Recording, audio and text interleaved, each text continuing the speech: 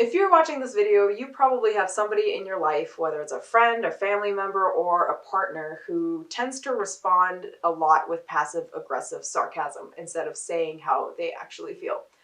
This is the third video in a three-part series I have about passive-aggressive sarcasm. If you haven't yet watched the first two videos, pause this video real quick, go watch the first video. You don't have to watch the second video, but watch the first video where I talk about what passive-aggressive sarcasm is and why people respond with it and what the problems are with it. It's really important. There's lots of different advice out there on how to deal with somebody who's being passive aggressive. And my point of view really comes from compassion and understanding. And if you watch that first video, if you haven't watched that first video, you won't really understand where I'm coming from. So go watch that first video on why people are passive aggressively sarcastic, and then come back to this one. We're going to much better understand where I'm coming from in terms of how to address this. Okay, so I have been on the receiving end of passive-aggressive sarcastic remarks, but more importantly, I've also been the person to dole them out. This is the way that I communicated for a very long time in my life. It was how my friends, some family members, and some partners I had communicated. So it was kind of my go-to. I had a habit of responding with, okay, fine, whatever, not saying how I really feel, being really sarcastic when I'm upset rather than being upfront about my feelings. And I mentioned this in the first video, but I had two people in my life recently who I've been spending more time with that really made me question why I'm behaving this way and started empowering me to respond in a much healthier and more effective way. These two people are kind of a godsend to me, and I have so much respect and just honor them so much, because up until I had met them, this was kind of the way that I communicated when things weren't going my way or when I was upset with somebody. I didn't feel like I was in the right or was worthy of saying what's really wrong. And so these two people's, the way that they responded was so different from anything that I had experienced in the past that it kind of jolted my system and made me go, okay, maybe you are capable of communicating in a better way. Maybe you are worthy of having your problems addressed when you have issues with people. And what I'm going to talk about this video is a response that's rooted in understanding and compassion.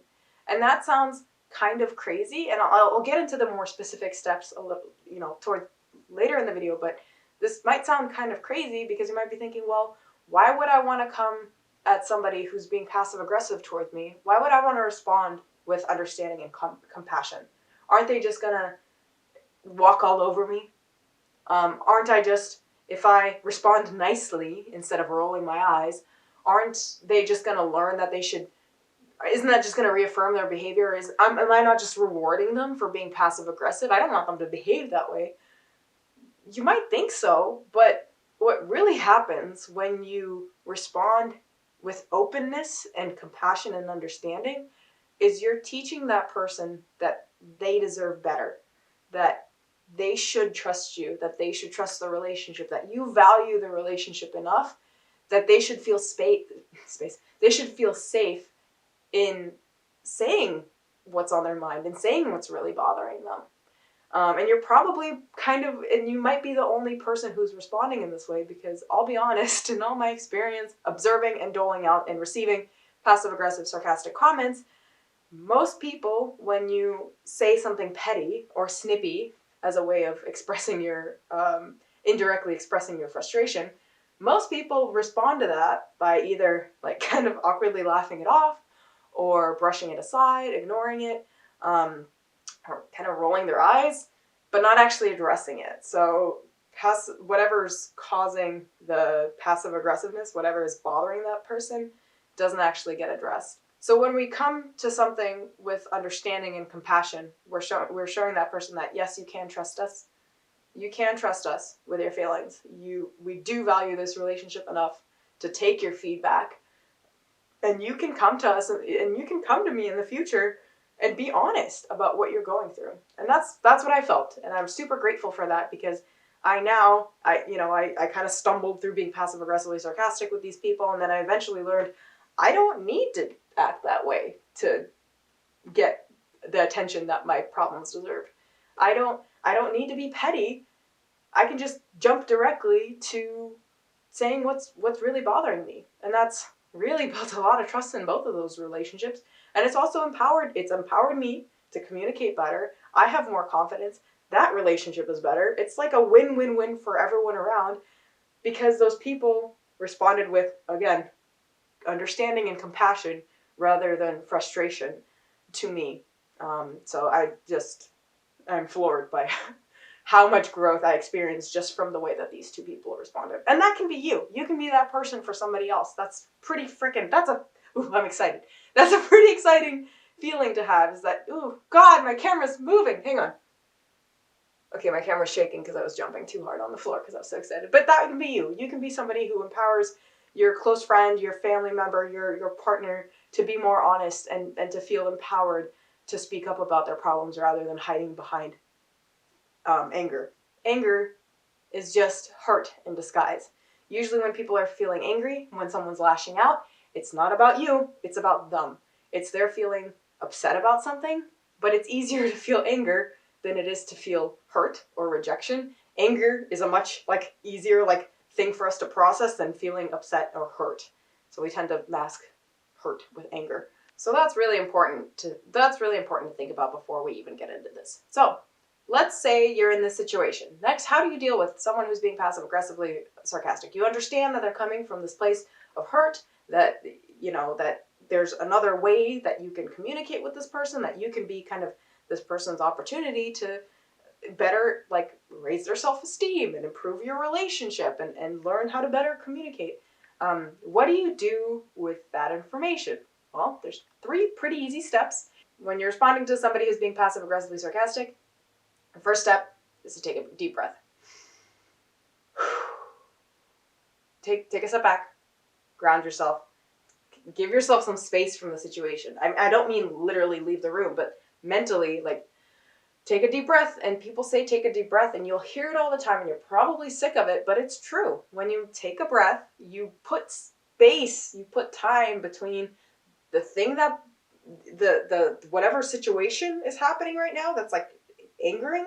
You put space between the situation and your reaction. And in that space is when you can be more strategic and control your reaction more. So you got to give yourself that space. So step 1, take a deep breath. Step 2, remember that this person is probably hurt, but are too afraid for whatever reason to say so.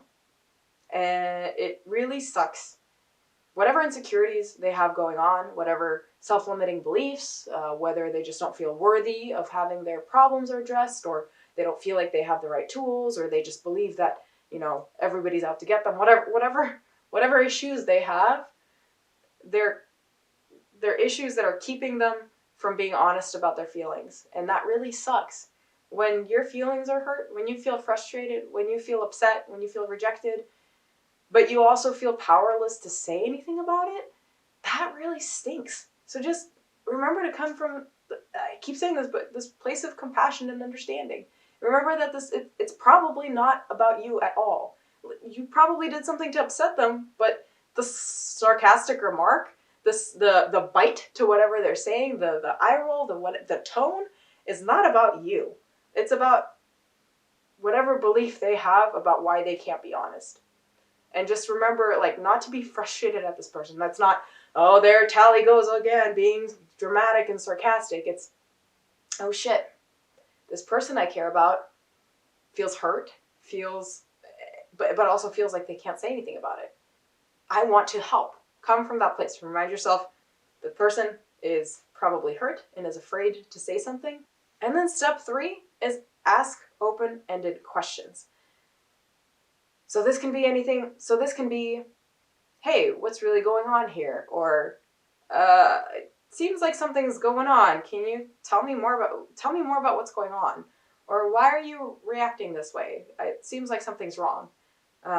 So open-ended questions, why, what, how, rather than close-ended questions like yes or no questions. Because this person who's being passive-aggressive and being snippy, they're already coming to the conversation defensive.